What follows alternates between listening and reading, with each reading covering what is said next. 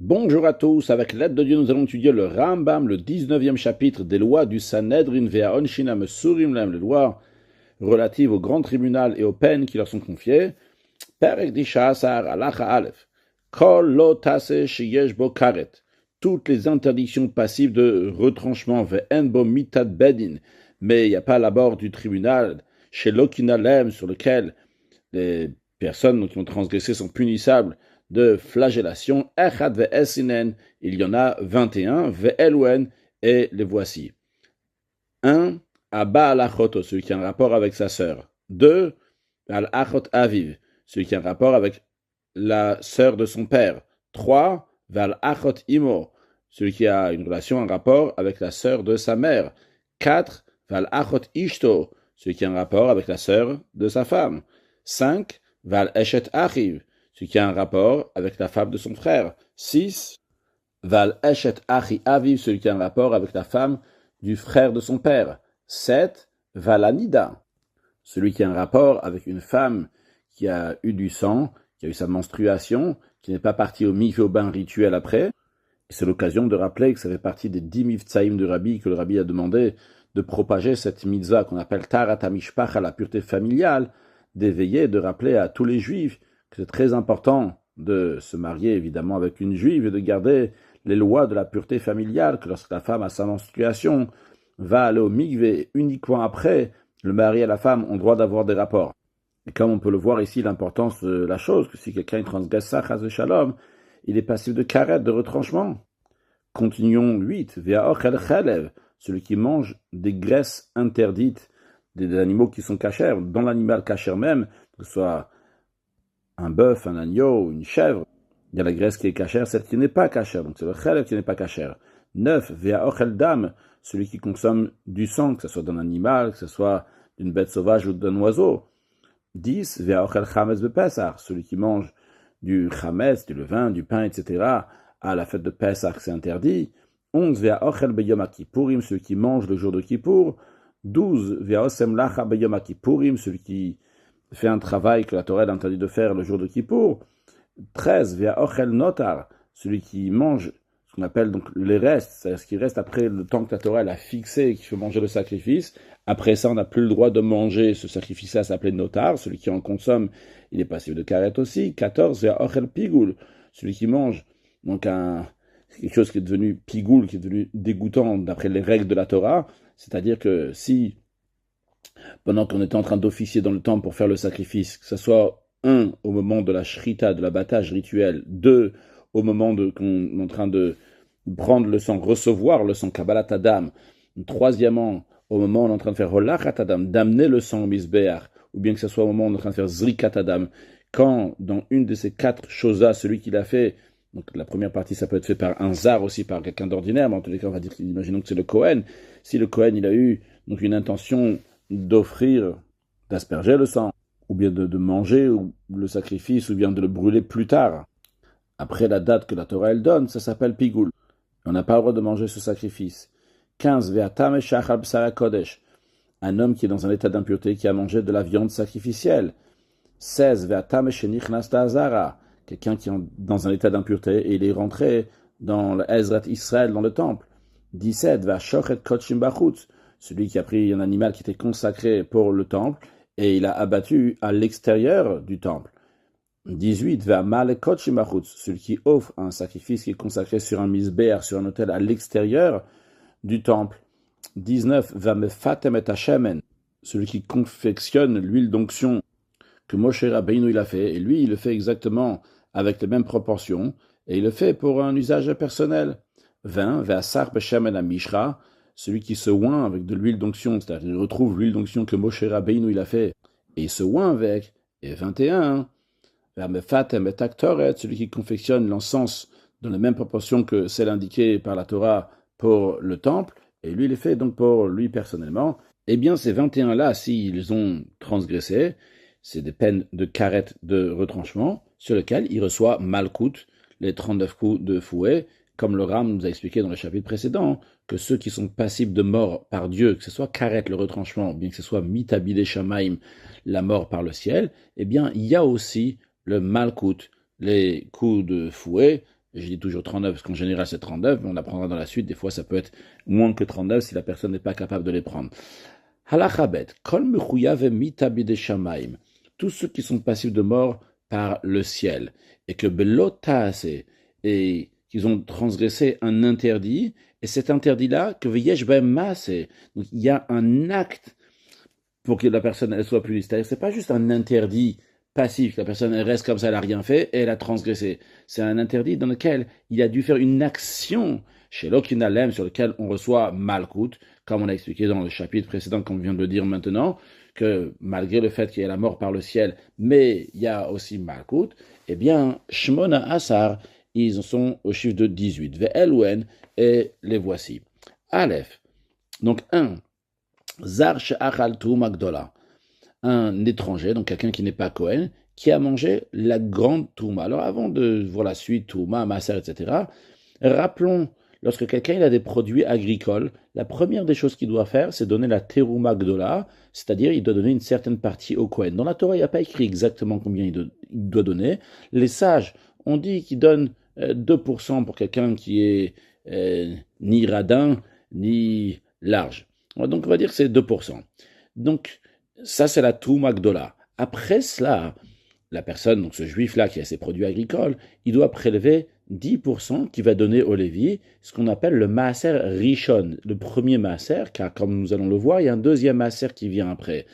Maintenant, avant de continuer dans le deuxième Maaser que la personne qui a ses produits agricoles, lui, doit prélever, mais celui qui reçoit ce Maaser Rishon, c'est-à-dire le Lévi qui a reçu ce Maaser-là du Israël, lui, il doit prélever une deuxième Trouma, ce qu'on appelle la Troumat Maaser, la Terouma du Maaser qu'il a reçu. C'est-à-dire que le Lévi qui a reçu les 10% du juif, il doit donner 1% des 10% au Kohen, ce qu'on appelle la Troumat Maaser. Donc en d'autres mots, nous avons deux sortes de Terouma. Nous avons la Terouma Gdola, qui est donnée par le Yisraël directement au Kohen, et que la Torah n'a pas défini combien il faut donner. Puis nous avons une deuxième Terouma qu'il faut donner au Kohen, mais ça c'est le Lévi qui va donner au Kohen, que la Torah elle dit, ça c'est le Maaser Mina Maaser, ils vont donner donc un dixième du dixième. Donc c'est ce qu'on appelle la Toumat Maaser.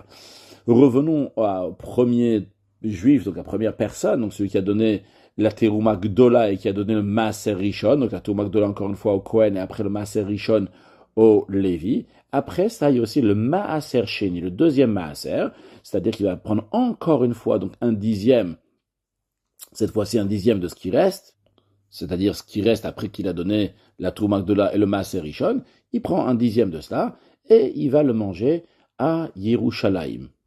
Si lui-même, il ne peut pas prendre tout ça, amener à Yerushalayim, il peut vendre ça sur place. L'argent qu'il reçoit va être envoyé à Yerushalayim, ou il va l'amener à Yerushalayim, et là-bas, donc il y a des produits agricoles qui sont mangés en tant que Maaser Sheni.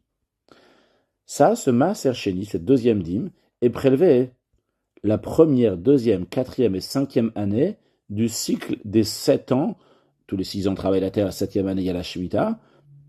Par contre, en ce qui concerne la 3e et 6e année, c'est le Maaser Anis. C'est-à-dire ce deuxième Maaser n'est pas prélevé pour prendre et aller manger à Yerushalayim, mais il est prélevé pour donner aux pauvres. Donc j'ai dit toutes ces choses-là, vu qu'on va voir ça dans la suite du Père et qu'aujourd'hui c'est notion.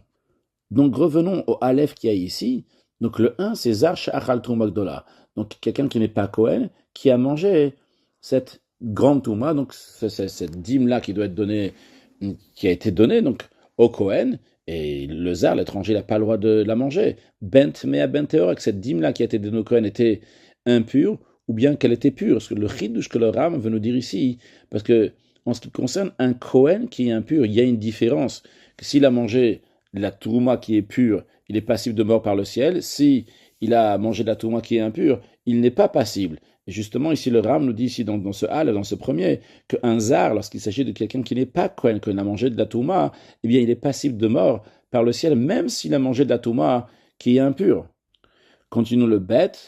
Donc, comme j'ai fait dans Halacha Aleph, je dis directement 2, 3, 4, je ne dis pas Bet et traduire en 2, etc. Vezar she'achal Tumat Maaser.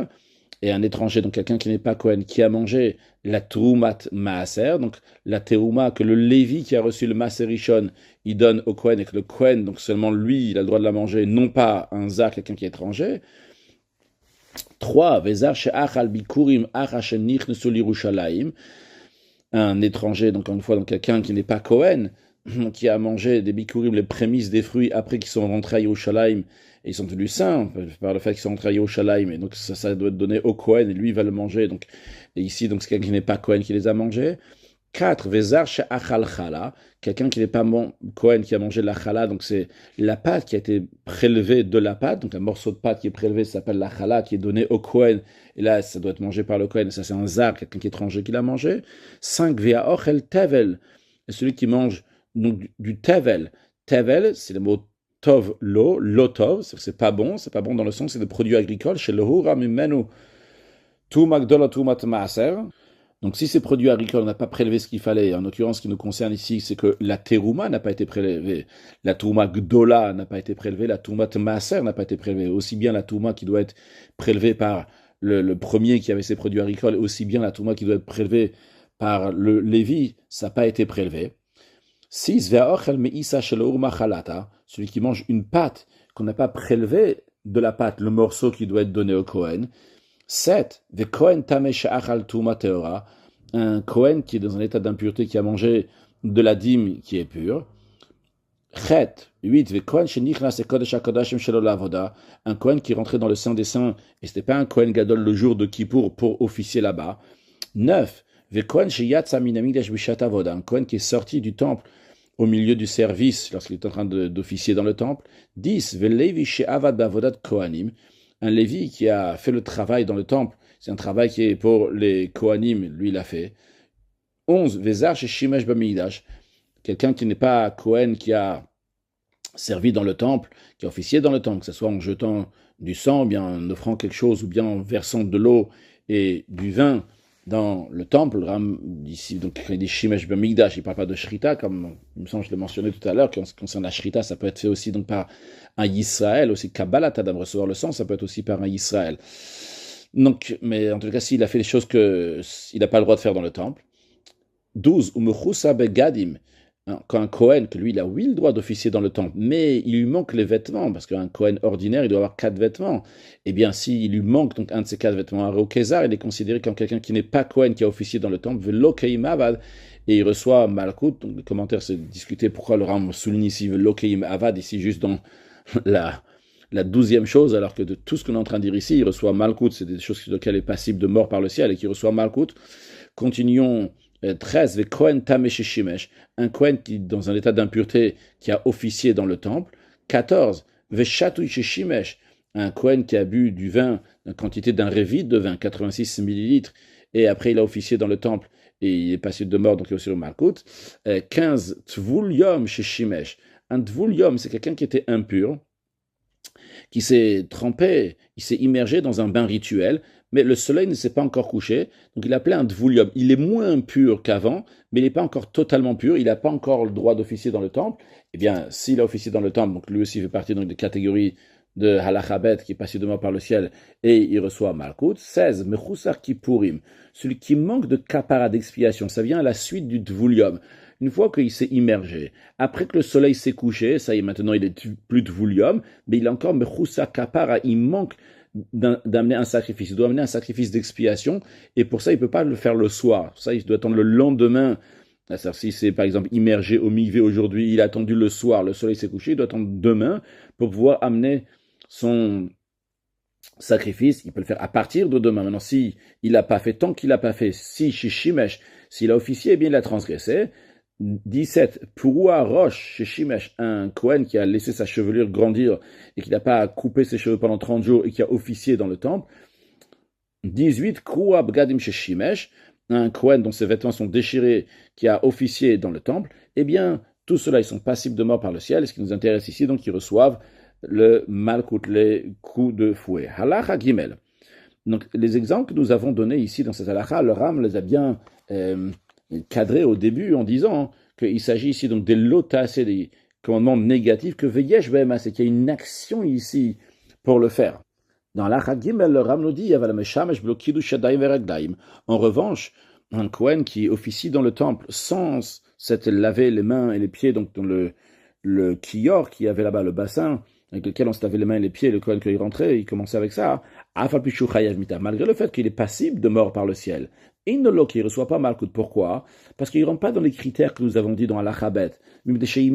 C'est parce que se laver les mains et les pieds, c'est un commandement positif. Et nous avons dit qu'uniquement ce qu'il a transgressé un commandement négatif, là, il reçoit Malkout. De même, Navish Kavash Nevuato, un prophète qui scelle sa prophétie. Akadosh Baruch Hu l'a envoyé pour dire une prophétie, et il l'a pas dit. Ou bien le prophète que Dieu lui a dit quelque chose en prophétie, et il a transgressé ça. Ou celui qui transgresse les paroles du prophète. Bien que ces trois-là sont passifs de mort par le ciel, aussi bien le prophète qui n'a pas dit la prophétie, bien qu'il a transgressé sa prophétie, bien celui qui a transgressé la prophétie du prophète, bien qu'ils sont passifs de mort par le ciel. En lokin, ils ne reçoivent pas les coups de fouet. Shen bai miklalase, parce que on déduit ces interdictions-là, une déduction donc d'un commandement négatif. Shen namar, parce qu'il est dit, et l'aftishmaon, il y a écrit qu'au prophète, à lui, on doit écouter. Donc, de l'ordre qu'on apprend qu'il faut écouter le prophète, on en déduit qu'on n'a pas le droit de transgresser ce qu'il dit. Mais vu que finalement c'est dit sous forme de commandement positif, velav abba miklalase, un interdit qui en découle d'un commandement positif, areuka ase, il est considéré comme un commandement positif, et donc si c'est considéré comme un commandement positif, ve'en lokim alav, on n'est pas puni du fouet, parce que pour être puni du fouet, c'est lorsqu'on a transgressé un commandement qui est négatif. Halacha dalet, kol lo taseh shebatorah, tout commandement négatif qui est dans la Torah, she'en b'hem lo karet velo mitat bedin, qu'il n'y a pas la punition de retranchement qui est par Dieu, ni la punition de mourir par le tribunal, shelo kinalav, sur lequel celui qui a transgressé, il reçoit des coups de fouet, mea shmona veshishim, ils sont au nombre de 168, ve'eluen, et les voici. 1. À Oset Selem, celui qui façonne une idole, qui la façonne pour lui, ou bien qui la façonne pour quelqu'un d'autre pour l'idolâtrie. 2. À Oset Sura, celui qui fait une forme d'un être humain, une forme du soleil, une forme de la lune, une forme des étoiles, une forme des astres, une forme des anges. Même s'il fait ça les noïs, juste pour la beauté, non pas pour l'idolâtrie, eh bien c'est aussi interdit, il reçoit Malkout s'il a fait. 3. À Ponel Elilim Be'echad Binamasim, celui qui se tourne vers des idoles par un acte. Par exemple, il a mis un foulard sur une idole, un vêtement sur une idole. 4. À Mekim Matseva, celui qui érige un monument auprès duquel il y a tout le monde qui se rassemble, même si c'est fait pour servir Dieu. 5. À Notea Ilan Bamigdash, celui qui plante un arbre dans le temple, que ce soit à côté du Mizbeach, que ce soit dans la Hazara. 6. À Noten Even Maskit, celui qui met une dalle. Alors ici, c'est pas juste qu'il a mis une dalle, c'est qu'il se prosterne sur cette dalle qu'il a mis, même s'il se prosterne pour Hachem. 7. À Noder Beshem Avodazara, celui qui fait un vœu au nom d'une idole. 8. À Nishba Bishma, celui qui jure au nom d'une idole. 9. À Naneba, celui qui tire profit de l'idole.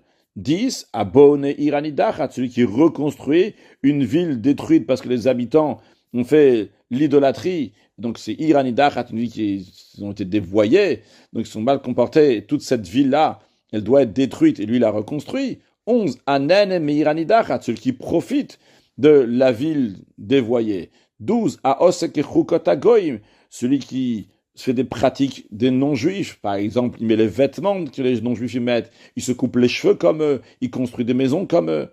13. Hakosem, celui qui pratique la divination. Donc il fait des choses que son esprit va être comme ça tranquille, il va dire des choses qui arrivent à l'avenir. 14. Ameonen, celui qui détermine les temps. Il est basé sur l'astrologie, il dit tel jour c'est bien pour ci, l'autre jour c'est pas bien, etc. 15. Amenachesh, celui qui prend les augures, c'est-à-dire il dit que si telle chose va se passer, donc je vais faire ça, si on peut faire ça, c'est des signes comme ça qui se fait. 16. Hachover, le charmeur, il dit des choses qui n'ont pas de sens, d'après lui, ça va amener des conséquences. 17. Adoresh Elametim, celui qui évoque les morts, que les morts vont venir se dévoiler à lui en rêve, ils vont répondre à ces questions. 18. Amochek Shem Vekayotsebo, celui qui efface le nom de Dieu, ou bien quelque chose de similaire à ça, c'est-à-dire quelque chose de similaire, qui Gonores Even Minamizbeach, par exemple, s'il détruit une pierre de l'autel qui a été construit pour Hachem, au Soref Etz Minamigdash, ou bien il brûle du bois du temple. 19. Amechabe Eshamizbeach, celui qui éteint le feu qui doit toujours rester sur l'autel dans le temple. 20. Aole Alav Bemalot, celui qui monte sur l'autel avec des marches, alors que la Torah l'interdit, il faut monter avec une rampe. 21, un Nichnas Azara Bibgadim Tmeim, celui qui rentre, qui a fait rentrer dans la cour du temple des vêtements impurs ou des ustensiles impurs. 22, un Zav, quelqu'un qui a eu un écoulement, des Kayot Sebo, des gens similaires à lui, donc c'est la femme qui a eu un écoulement, la Zava ou la Nida, et la Yolet, la femme accouchée. Chez Nichnas, le Harabai qui rentrait dans le mont du temple. 23, à Messir Badé Aaron, celui qui retire les barres de l'arche qui sont insérées dans les anneaux et qui sert à le porter. Et lui, donc, il les a enlevés. 24, à Meziach Roshen Me'ala Ephod, celui qui détache le pectoral du grand prêtre. Le pectoral, il est rattaché au tablier, et lui, il a détaché dans un esprit de hashrata, de détruire, de déchirer, pas pour arranger ou quoi que ce soit. 25, à Korea Piameil, celui qui déchire le col de la robe du Kohen Gadol, ou bien il déchire un autre vêtement de prêtrise avec une intention donc de détruire la chose. 26, un Makriv al Mizbach Hazav, celui qui prend un sacrifice, donc qui n'est pas des encens, et qui les met sur l'autel en or sur lequel on offre seulement des encens, je vais amener un autre sacrifice. 27, Kohen Shenichnas Ha'echal Shelo Bishat Avoda, un prêtre qui rentre dans le Heichal, donc en dehors du moment du service, juste comme ça, il est rentré là-bas alors que ce n'était pas un moment de service, et il n'avait pas le droit de rentrer là-bas. 28, Baal Mum Shenichnas Lesham, un Kohen qui a un défaut physique qui est rentré là-bas dans le Heichal alors qu'il n'a pas le droit de rentrer. 29, Chatouille, un Kohen qui a bu au moins un révite, 86 millilitres de vin, ou bien d'autres boissons qui rentrent dessous, chez Nichnas Lesham qui est rentré là-bas dans le Heichal. 30, Baal Mum chez Shimesh, un Kohen qui a un défaut physique qui a officié dans le temple. 31, Arel chez Shimesh, un Kohen incirconcis qui a officié dans le temple. 32, Kohen chez Avad Bavodat Alevim, un Kohen qui a officié dans le temple, mais ce n'était pas son travail, c'est le travail des Lévim, par exemple de chanter ou bien de s'occuper des portes. Ça, c'est le travail des Lévim et le Kohen l'a fait. 33, Kohen chez Nichnas Namigdash Puarosh, un Kohen qui est rentré dans le temple avec des longs cheveux, c'est-à-dire qu'il ne s'est pas coupé les cheveux dans les 30 jours avant ça. 34, Kohen chez Nichnas Namigdash Begadim, un Kohen qui est rentré dans le temple avec lorsque les vêtements de prêtrise qui sont sur lui sont déchirés. 35, Hamagdish Baal et Moumin, celui qui prend des animaux qui ont un défaut physique et qui les a consacrés pour un sacrifice au temple. 36, Ashochatan, celui qui prend cet animal qui avait un défaut physique, il lui fait la shrita, l'abattage rituel en tant que sacrifice. 37, Azorek de même, celui qui asperge le sang de cet animal qui a un défaut physique, qu'on n'avait pas le droit de consacrer, qu'on n'a pas le droit de faire la shrita, et lui l'a aspergé. 38, à Maktiré Mourem, celui qui prend les parties sacrificielles, donc les parties qui sont dans l'animal, les membres qu'il faut mettre sur l'autel, et c'est l'animal donc qui a un défaut physique, qu'on n'avait pas le droit de consacrer, faire la shrita et d'asperger le sang, lui il a mis ses émourim sur l'autel. 39, Amakiv Korbanot Goim Balemumim, celui qui offre sur l'autel dans le temple des sacrifices qui ont un défaut physique qui ont été donnés par des non-juifs. 40, Amatil Mumba Kochim Bisman Amigdash, celui qui fait un défaut physique sur un animal qui a été consacré pour le temple, et s'il a fait ça donc à l'époque du Beth Amikdash, si c'est pas à l'époque du Beth Amikdash, et de toute manière le sacrifice on peut pas l'amener vu qu'il n'y a pas de Beth Amikdash, bien que la personne elle a transgressé un commandement négatif, mais il reçoit pas Malkout. Donc c'est pour ça que le Ram Missouline Bisman Amikdash à l'époque du temple. 41, à Oved Bakochim, quelqu'un qui a un animal qui a été consacré pour le temple, et lui il a fait travailler, par exemple il a fait labourer. 42, à Gozezotam, celui qui tond cet animal qui est consacré pour être offert au temple, il n'a pas le droit de le tondre. 43, à Maktir Seor, celui qui offre du levain ou de vache, ou bien du miel, ou bien toute chose qui vient d'un fruit qui est doux, il offre ça en tant que sacrifice. 44, à Oseshiarem Menachot Chametz, celui qui prend le reste des oblations que les Kohanim doivent manger, et il le rend Chametz, il le fait lever. 45, à Makriv Blo Melach, celui qui prend une partie donc du sacrifice qui est mis sur l'autel et que tous, on doit toujours le saler avant de le mettre sur l'autel. Et lui, il a mis sur l'autel donc sans sel. 46, à Makriv Etnan, quelqu'un qui offre quelque chose qui a été offert à une femme qui a été interdite pour ses services au Mechir, ou bien quelque chose qui a été échangé contre un chien, et il offre ça en sacrifice. 47, à Noten Shemen al Minchatrot, et celui qui met de l'huile sur l'oblation d'un fauteur. C'est-à-dire que lorsque le fauteur, il n'a pas la possibilité d'amener un sacrifice expiatoire, donc il va être un oiseau, un animal, et il amène juste une oblation, sur cette oblation-là, vu que c'est un fauteur, on ne met pas de l'huile. Donc, le 47, c'est s'il a mis de l'huile. 48, c'est anotenale alevona, s'il a mis des encens sur cette oblation-là. Bien que dans les autres oblations, on met de l'huile et des encens, mais quand c'est un fauteur, on ne met pas de l'huile et d'encens. 49, anoten shamen bekorban sota, celui qui met de l'huile dans le sacrifice que la femme soupçonnait d'adultère, que son mari de manière plus précise, donc il amène ce sacrifice-là, mais on n'a pas le droit de mettre là sur ça de l'huile. 50, anot nalav levona, celui qui met sur le sacrifice de la femme soupçonnée d'adultère, donc sur la mincha, sur l'oblation, il met donc des encens. 51, amavdil bechatataof, lorsqu'on fait le sacrifice expiatoire par un oiseau, la manière qu'on fait la shrita entre guillemets, donc c'est pas par l'abattage rituel comme on fait en général, mais c'est avec l'ongle du Kohen comme ça sur le cou, et il a le devoir de couper la tête de l'oiseau, mais il a l'interdiction de séparer totalement la tête du reste du corps. 52, Amemer Bekoche Misbeach, ce qui prend un sacrifice qui a été destiné pour être offert au temple, et il a dit que ce sacrifice-là qui est saint, il va être échangé avec l'autre animal qui est profane. Cette substitution est interdite. 53, Aochel Besakod Shenitma, celui qui mange de la viande sacrificielle qui est devenue impure. 54, Aochel Mipsula Mugdashim, celui qui mange des sacrifices qui sont devenus invalides.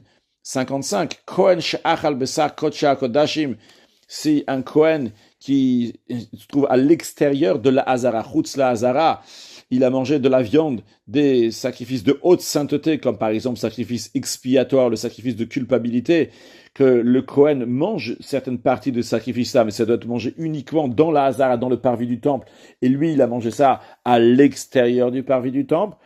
56, Zar she'achal b'sar kodesh kodashim achar matan damim. Quelqu'un qui n'est pas Kohen, qui a mangé de la viande des sacrificiels de haute sainteté après que le sang soit aspergé et que maintenant les Kohanim peuvent en manger.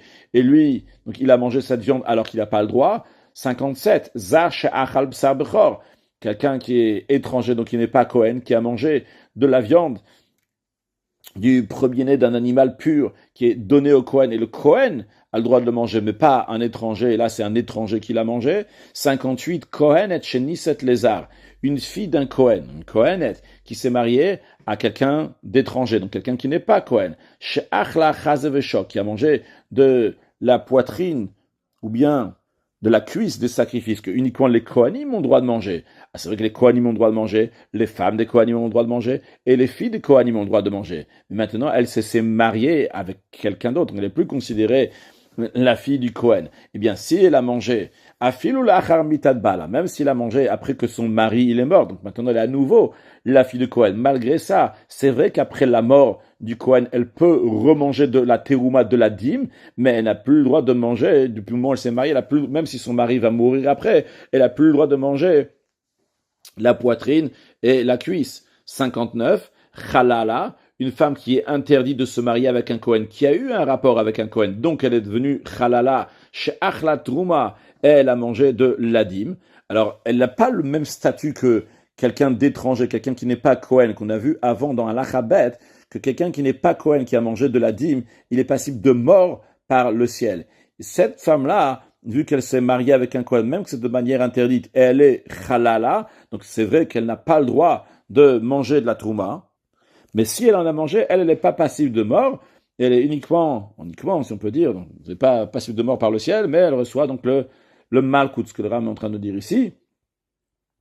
60, à ochel kotshim kalim kodem zrikat damim, celui qui mange de la viande sacrificielle de sainteté, donc qui est légère, par exemple le sacrifice de shlamim, le sacrifice de remerciement, ces sacrifices sont mangeables uniquement une fois qu'on a aspergé le sang. Et ici, il en a mangé avant que le sang ait été aspergé. 61, à Ochel Kotshim Kalim Chutz Yerushalayim. C'est Kotshim Kalim, ce sacrifice de sainteté qui est légère. On doit les manger uniquement à Yerushalayim. Et lui, il les a mangés à l'extérieur de Yerushalayim. 62, à Ochel Bechor Chutz Yerushalayim. Un Kohen, que lui, il a oui le droit de manger de la viande du Bechor, du premier-né de l'animal pur qui lui a été donné, mais il a mangé à l'extérieur de Yerushalayim, alors que ça doit être mangé dans Yerushalayim. 63, à Ochel Maaser Sheni, celui qui mange la deuxième dîme, donc on l'a dit tout à l'heure, donc il s'agit de la dîme qui doit être mangée à Yerushalayim, mais lui, il a fait rentrer cette deuxième dîme dans Yerushalayim. C'est les mots que le Ram dit, Achashera Pnei Habayit, après que ça a vu littéralement la face du temple, mais ici ça veut dire qu'il s'est rentré à Yerushalayim, et après c'est ressorti de Yerushalayim, et lui il a mangé Chutz Yerushalayim à l'extérieur de Yerushalayim. 64, Kohen she'achal bikurim mishenichnesu Yerushalayim kodem hanacha ba'azara. Les bikurim, les prémices des fruits, sont donnés au Kohen, mais uniquement une fois que ça a été rentré dans Yerushalayim, et pas seulement ça, que ça a été mis aussi, posé dans la Hazara, dans le temple. C'est ça de le mettre devant le Mizbeach. Si ce n'est pas le cas, le Kohen les a mangés, c'est déjà rentré à Yerushalayim. Donc ils sont arrivés à leur destination, on doit les manger, mais on l'a pas encore mis dans la Hazara. Et si donc le Kohen a mangé ça, donc il est passible donc de Barkout aussi. 65, Kohen she'achal bikurim chutz Yerushalayim achashon kubazara. Lorsque les prémices des fruits ont été posés dans la Hazara et ont été donnés au Kohen, et ça lui appartient en effet, mais à la place de manger dans Yerushalayim, il les a mangés à l'extérieur de Yerushalayim. 66, à Ochal Yerushalayim Maaser Sheni Shenitma Kodem Sheipade, celui qui mange à Yerushalayim le Maaser Sheni, la deuxième dîme, c'est l'endroit où il faut le manger, mais le problème ici c'est devenu impur. Alors qu'est-ce qu'on doit faire? Vu que ce Maaser Sheni est devenu impur, il faut le racheter, c'est-à-dire le vendre. Avec l'argent qu'on va avoir, on va acheter quelque chose d'autre. Mais il s'agit ici d'un Maaser Sheni qui n'a pas été racheté, n'a pas été vendu. Il est dans son état d'impureté et il a été mangé là-bas, dans Yerushalayim, avant d'être racheté. 67, Tamesh Achal Maaser Sheni Atar Birushalayim, quelqu'un qui est dans un état d'impureté, qui a mangé le Maaser Sheni qui est pur dans Yerushalayim. 68, à Ochel Maaser Sheni Baninut, celui qui mange le Maaser Sheni alors qu'il est dans un état de onen, littéralement affligé, donc celui qui a perdu un proche parent, et il se trouve le jour même qu'il a perdu le proche parent, il est appelé onen, Vchen Kolakochim, c'est pas seulement le Maaser Sheni, ça s'applique aussi donc pour tout ce qui est sacrificiel, s'il les a mangés dans une situation qu'il était onen. 69, Arel Sha'achal Psar Kodesh, un incirconcis qui a mangé de la viande sacrificielle, donc un sacrifice, au Turumot, ou bien des dîmes, c'est-à-dire si c'est un Kohen qui est incirconcis qui a mangé de la Teruma, et d'ailleurs aussi si c'est un Israël qui est incirconcis qui a mangé le Maaser Sheni. 70, à Ochel Miminchat Kohen, celui qui mange une oblation d'un Kohen. Lorsqu'un Kohen il amène son oblation, il n'y a pas de reste. Quand un Israël, quelqu'un d'ordinaire, un juif ordinaire, il amène une oblation, il y a une poignée qui va sur l'autel et le reste est mangé par les Kohanim. Mais quand c'est le Kohen qui amène son oblation, l'oblation est entièrement brûlée sur l'autel. Et ici, on parle de quelqu'un qui a mangé de cette oblation du Kohen qui devrait être entièrement brûlée sur l'autel. De même, de toute chose qui est entièrement brûlée sur l'autel, si quelqu'un en a mangé. 71, à Ochel Mipsach Chataot Anisrafot, celui qui mange de la viande des expiatoires qui doivent être brûlés, et pas seulement ça, avec de même dans tout ce qui doit être brûlé.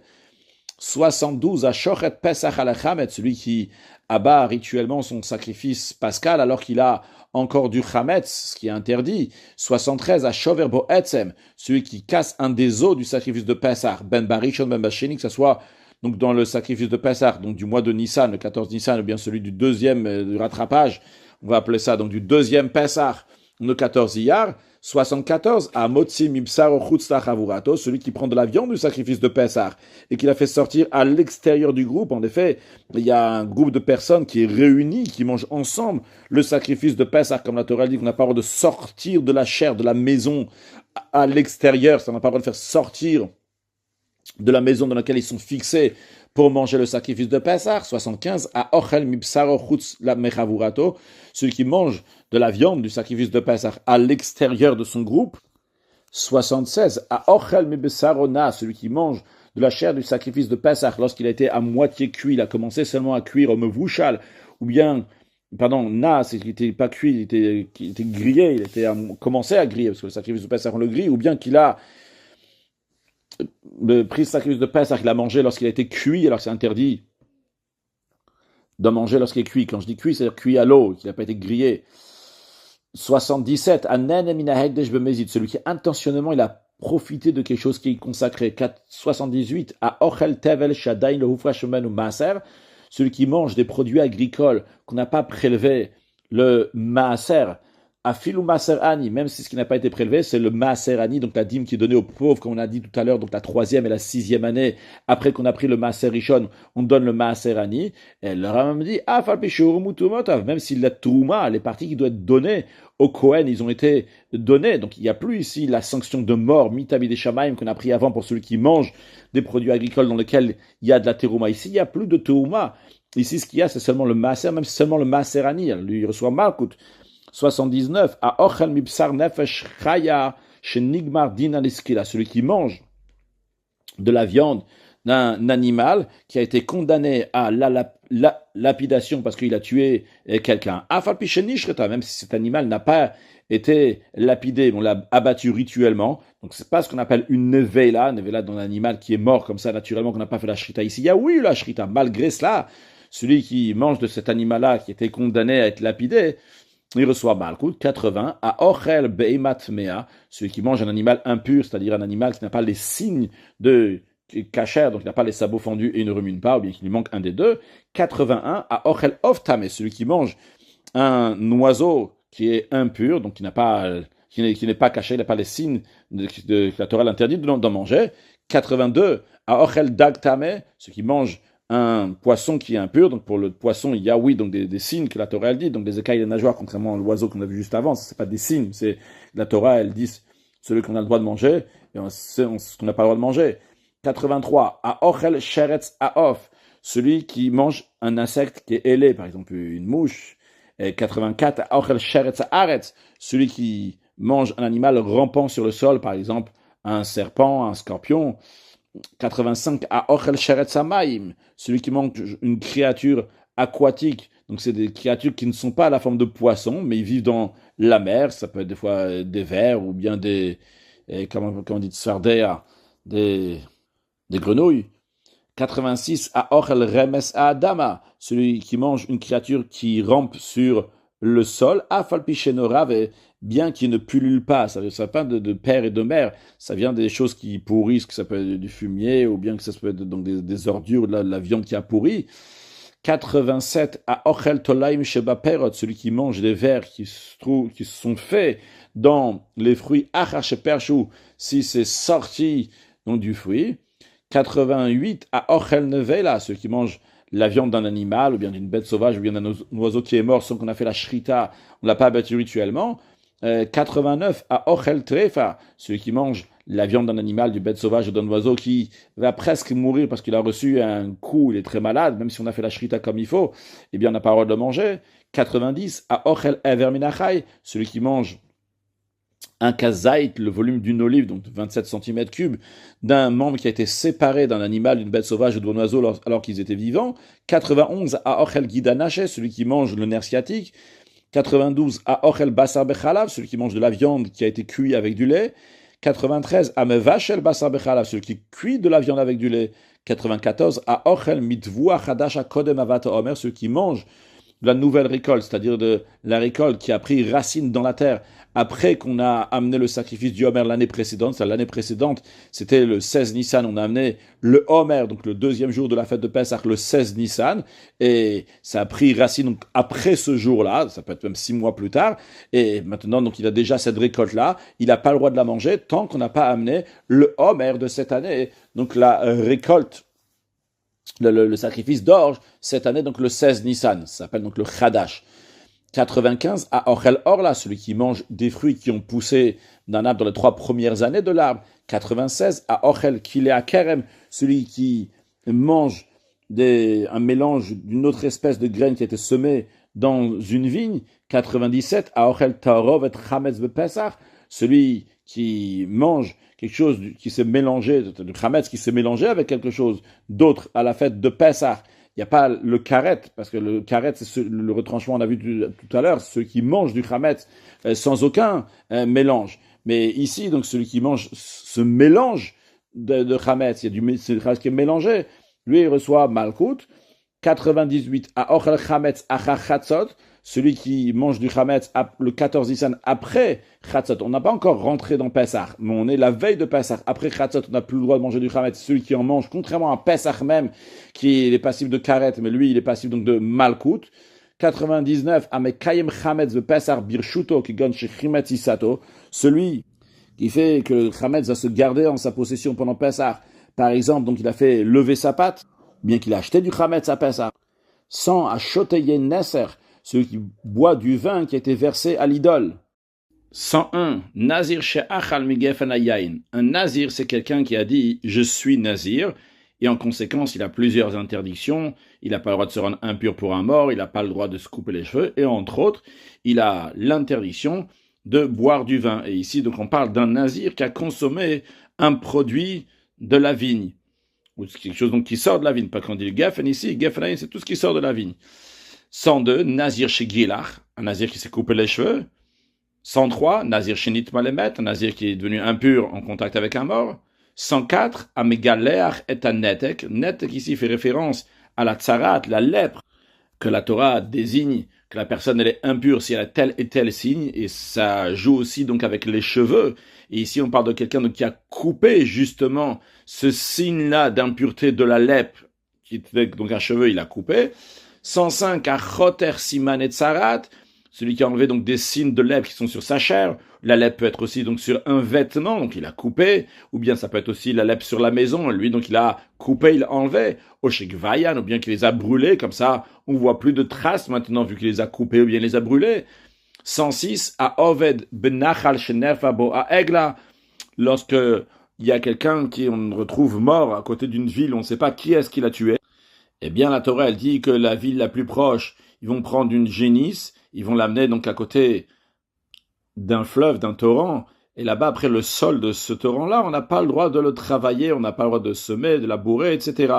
Donc ici, ce qu'on dit dans le 106, c'est celui qui oved, donc celui qui a labouré ou bien qui a semé, dans ce nachal, shenef aboa aigle, dans lequel on a cassé la nuque de cette génisse.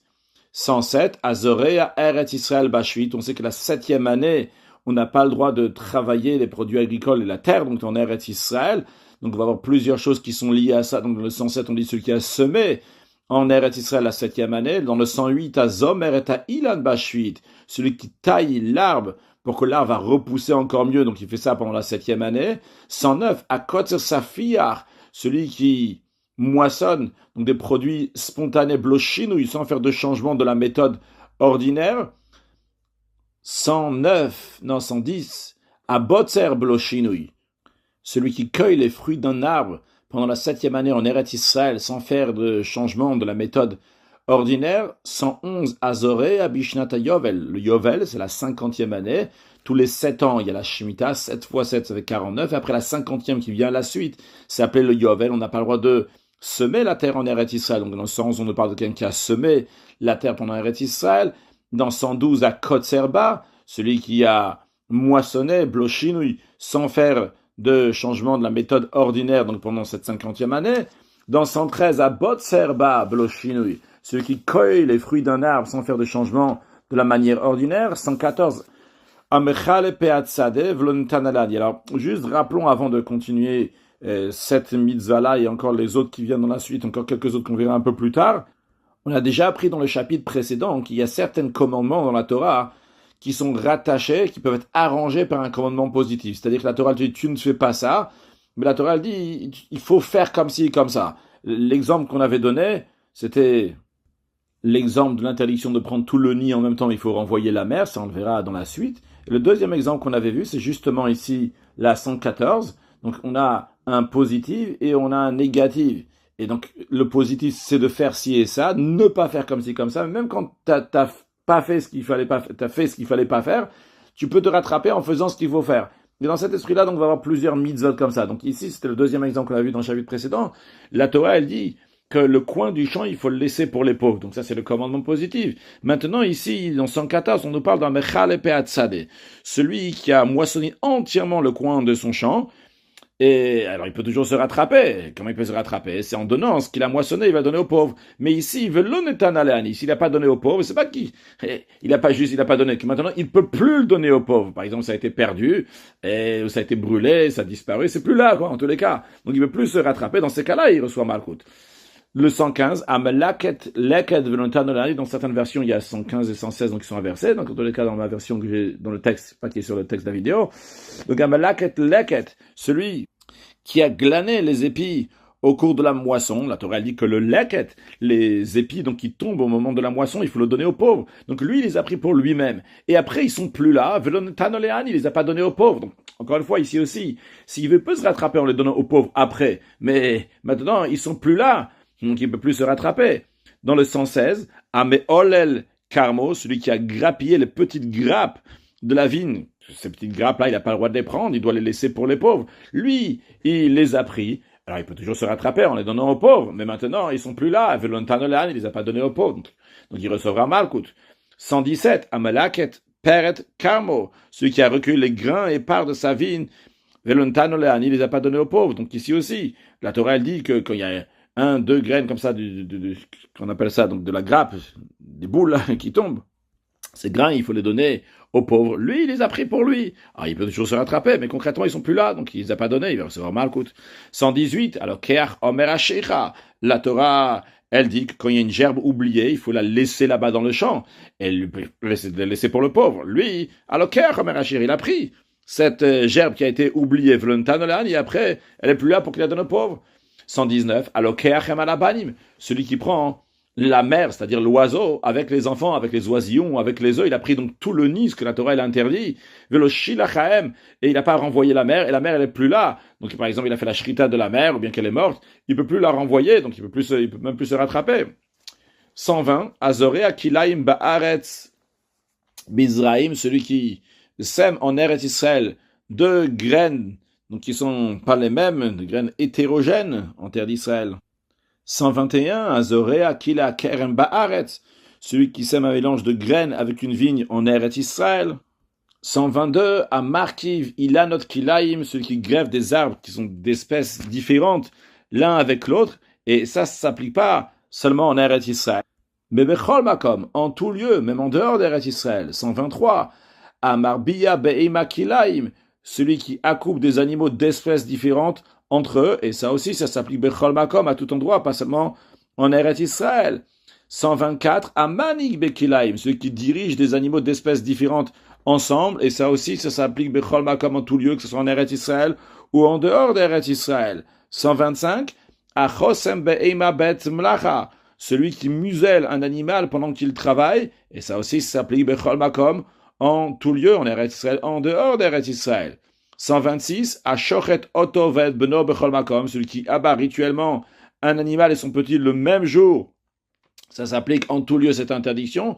127, à Memashken Chavero Beyado, celui qui a pris par la main, c'est-à-dire qu'il a pris par force un gage de quelqu'un d'autre. Il n'a pas le droit d'aller prendre un gage à quelqu'un, même si l'autre lui doit de l'argent. La manière qu'il doit faire, c'est passer par le tribunal, et le tribunal va dire à cette personne qui a emprunté de l'argent de donner un mashkon, mais lui, donc il a pris ce mashkon, il a pris ce gage, il s'est pas rattrapé, parce que la Torah elle dit, si tu l'as pris, tu dois lui rendre, mais lui, il n'a pas rendu, et maintenant ce mashkon il est plus là, et donc il peut plus le rendre, il peut plus arranger, c'est interdit, c'est pour ça donc il reçoit malkout. 128, Achov el Almana, celui qui prend un gage d'une veuve. La Torah elle dit qu'une veuve, qu'elle soit pauvre ou qu'elle soit riche, c'est interdit de lui prendre un gage, que ce soit au moment même du prêt, que ce soit plus tard après le prêt, même pas le tribunal ne peut pas prendre de gage d'elle. Velo herziramash, quand il l'a pris, alors que c'était interdit, et il lui a pas rendu, et maintenant il n'y a pas de moyen de le rendre parce que ce gage-là n'est plus là. 129, Achov el Kelim Shosim Bev Ochel Nefesh, celui qui a pris en gage des objets qui servent à la préparation de la nourriture, il les a pas rendus. 130, un Ed Zomem, un témoin qui a fait un faux témoignage sur quelqu'un d'autre. Alors, il y a plusieurs manières, ça dépend qu'est-ce qui va témoigner à faux sur l'autre. Mais ici, on parle d'un cas, chez Ein Ben Tashtum, ici, il n'y a rien à rembourser. Par exemple, il a témoigné que Monsieur Cohen, sa mère, c'est une dame qui est divorcée, et donc, lui, il n'est pas Cohen. Ici, il n'y a pas de quoi rembourser. Dans ce cas-là, il va recevoir malkout. Dans un cas où il a témoigné que Rouven, il doit à Shimon 100 euros, il s'avère que c'était pas vrai. Dans ces cas-là, il va devoir déballer, payer 100 euros à Rouven, mais dans ces cas-là, il reçoit pas Malkout. C'est pour ça, le Rambam dit, c'est dans 130 ici. Edzom she'eino ben tashlum. Quand il rembourse pas, là, il reçoit Malkout. 131, Amake chavero akaya she'en bashaveputa. Celui qui frappe un autre juif, mais le dédommagement n'a pas la valeur d'une puta. S'il y a une valeur d'une puta, alors à ce moment-là, il doit payer. Vu qu'il doit payer, alors à ce moment-là, il ne reçoit pas malkout. Mais s'il a frappé, il n'y a pas la valeur d'une puta. Dans ce cas-là, il ne reçoit pas malkout. Vu qu'il ne reçoit pas, s'il n'y a pas la valeur d'une puta, donc il ne doit pas payer. Vu qu'il ne doit pas payer, il reçoit malkout. 132. Ben sorer ou morer. Un fils qui est dévoyé, rebelle littéralement. Donc c'est un fils qui a volé de l'argent de son père, il a acheté de la viande et du vin, et il a mangé, il a bu, avec une équipe de gens qui sont des riens. Alors, celui-là, Be'edud Rishona, au premier témoignage, lorsque le témoin il vient dire qu'il a fait ça pour la première fois, dans ces cas-là, il reçoit Malkout. Mais dans la deuxième fois, après qu'il a reçu Malkout, c'est arrivé encore une autre fois, là, il n'y a pas Malkout, parce que là, on va le lapider. 133, Hamotzi Shemra, celui qui fait sortir une mauvaise renommée, donc c'est le diffamateur, il dit que sa femme, elle n'était pas vierge lorsqu'elle s'est mariée avec lui, donc c'est-à-dire en d'autres mots, lorsqu'il a fiancé, entre le fiançailles et le mariage, elle a prostitué, mais chez Nimtzat Varoshaka, il s'avère que c'est un diffamateur, il a dit quelque chose qui était mensonger, parce qu'on a prouvé que ces témoins, c'est pas vrai ce qu'il disait. Bien, il reçoit Malkout. 134, Amekal al-Chavero Beshem, celui qui maudit un autre juif avec le nom de Dieu, il dit que tel soit maudit, donc Hachem. 135, un Nishbal Hashav, celui qui fait un serment, donc qui est inutile, qui est en vain, comme on a expliqué dans le cours précédent, il peut y avoir plusieurs manières. Si quelqu'un, par exemple, il a juré sur une chose qui est évidente, c'est pas comme ça, il a juré un homme que c'est une femme, ou une femme que c'est un homme, ou bien qu'il a juré sur quelque chose que tout le monde sait très bien que c'est comme ça, comme par exemple, il a juré que le ciel c'est le ciel, ou bien qu'il a juré qu'il va pas faire une mitzvah, il a juré par exemple qu'il va pas mettre des tzitzit que dans la Torah, et c'est déjà engagé, c'est un serment qui est en vain. Il peut y avoir aussi une quatrième manière, quand il a juré sur quelque chose c'est impossible de faire, par exemple il a juré qu'il va pas dormir pendant 3 jours et 3 nuits, donc il reçoit Malkout. Encore 336, Anish Balashek, celui qui jure donc un faux serment, c'est quelque chose que lui il n'est pas au courant comme ça, mais il dit que il a vu cette chose-là, même si c'est possible que la chose elle est vraie, mais lui il a fait un faux serment. De même s'il a juré que dans le passé il a fait telle et telle chose et il n'a pas fait. 137, Amechal al-Nidro, celui qui viole son vœu, il a fait un vœu et il a transgressé. 138, Ayotse Chutz Latrum, celui que le jour de Shabbat, il sort à l'extérieur donc des limites de la ville, des limites de la ville donc d'ordre biblique, qui correspond à 12 000 milles. 1000, c'est environ 1 kilomètre. Et s'il est sorti donc de la ville de 12 000 milles, environ 12 kilomètres, 11 environ, eh bien, il reçoit Malkout. 139, à Osem Lacha Yom Tov, celui qui fait un travail le jour de Yom Tov. 140, à Makif Peatarosh, celui qui rase les tempes, donc littéralement donc les coins de la tête, entre le front et l'oreille. 141, à Makif Peatzakan, celui qui rase les poils de la barbe, donc avec un rasoir, donc il enlève totalement donc les poils.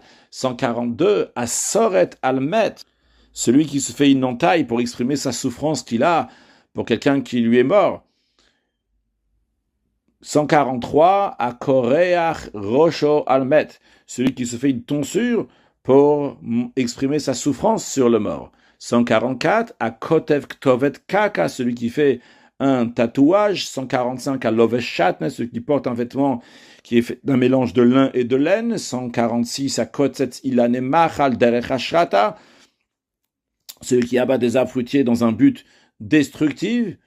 146, Ishela Vashmal Bouché Isha, un homme qui porte des vêtements de femme. 148, Isha Shela Shamal Bouché Ish, une femme qui a mis des vêtements d'hommes, donc c'est des vêtements que uniquement les hommes mettent, juste avant, c'est des vêtements que uniquement les femmes mettent. 149, Kohen Shenitwa les mettre, un Kohen n'a pas le droit de se rendre impur en contact d'un mort, bien s'il a fait, il reçoit Malkout. 150, un Kohen n'a pas le droit de se marier avec une zona. Une zona, c'est une femme qui a eu un rapport avec quelqu'un qui lui est interdit, ou bien qui a eu un rapport avec quelqu'un qui s'appelle un halal, donc il est halal, donc il est né par exemple d'un monsieur Cohen qui s'est marié avec une divorcée, ou bien qu'une femme qui a eu un rapport avec un non-juif, eh bien, elle est appelée Zona dans la Torah. Alors, si le Kohen, il lui a donné les Kiddushin, et après, en plus, qu'il a donné Kiddushin qui correspondrait à, peut-être on peut traduire en français par fiançailles, ou Be'ala, et après, il a eu un rapport avec elle, il reçoit Malkout, 151, chez Kiddush Grusha ou Be'ala, bien que le Kohen, qui n'a pas le droit de se marier avec une divorcée, il a donné les Kiddushin à cette femme divorcée, et il a eu un rapport avec elle après, 152, chez Kiddush Chalala, ou bien qu'il a donné les Kiddushin, une femme qui est Chalala, c'est une femme qui est née d'une interdiction de Kohen, par exemple, si un Kohen il s'est marié avec une divorcée, il a eu cette fille qui est Chalala, ou bien une femme qui est interdite donc pour un Kohen, et il a eu un rapport avec un Kohen, donc elle est devenue Chalala, ou Be'ala, et ce Kohen-là, donc il lui a donné les Kiddushin à cette Chalala, il a eu un rapport avec elle, donc il reçoit Malkout, et s'il a fait Kiddushin et un rapport avec elle, 153, avec Kohen Gadol Shebal Almana Afal Bishelo Kitcha. Le Kohen Gadol qui a eu un rapport avec une veuve, le Kohen Gadol, lui, il n'a pas le droit de se marier même avec une veuve. Contrairement au Kohen ordinaire, qui son interdiction, c'est avec une divorcée seulement. Mais on a vu que le Kohen ordinaire, il doit donner les Kiddushin, et après aussi avoir un rapport à la Grusha. À ce moment-là, il va recevoir Malkout. Par contre, le grand prêtre, s'il a un rapport avec la veuve, même s'il n'a pas donné les Kiddushin avant, il reçoit Malkout. 154, à Marzir Grushato, celui qui se remarie avec sa femme qu'il a répudiée, donc il a divorcé. Après, cette femme-là qu'il a divorcée, elle s'est mariée avec quelqu'un, Rachenit Kacha, elle a reçu les Kiddushin, donc de quelqu'un d'autre. Et même si c'est quelqu'un d'autre, donc maintenant il est mort ou il a divorcé, il n'a pas le droit de se remarier avec elle. Donc lui, il a repris et il a eu un rapport avec elle. Donc lui, il reçoit Malkout, 155, Anos Yabam. La Torah, elle dit que s'il y a deux frères, par exemple, Rouven et Shimon, Rouven il est marié avec Rachel, et que Rouven il est mort sans avoir d'enfant, eh bien Rachel a le devoir de se marier avec le frère de Rouven, avec Shimon. Shimon a le devoir de se marier avec Rachel. Donc maintenant, Shimon s'appelle le Yabam et Rachel s'appelle la Yebama. Maintenant, tant que Shimon ne s'est pas marié avec Rachel, donc tant que le frère du défunt ne s'est pas marié avec la femme qui a perdu son mari, eh bien, elle s'appelle une Skouka le Yabam. Donc, elle attend, elle est liée avec le Yabam, avec Shimon. Et c'est interdit que quelqu'un d'autre va se marier avec elle. Eh bien, si quelqu'un d'autre s'est marié avec elle, eh bien, il reçoit Malkout.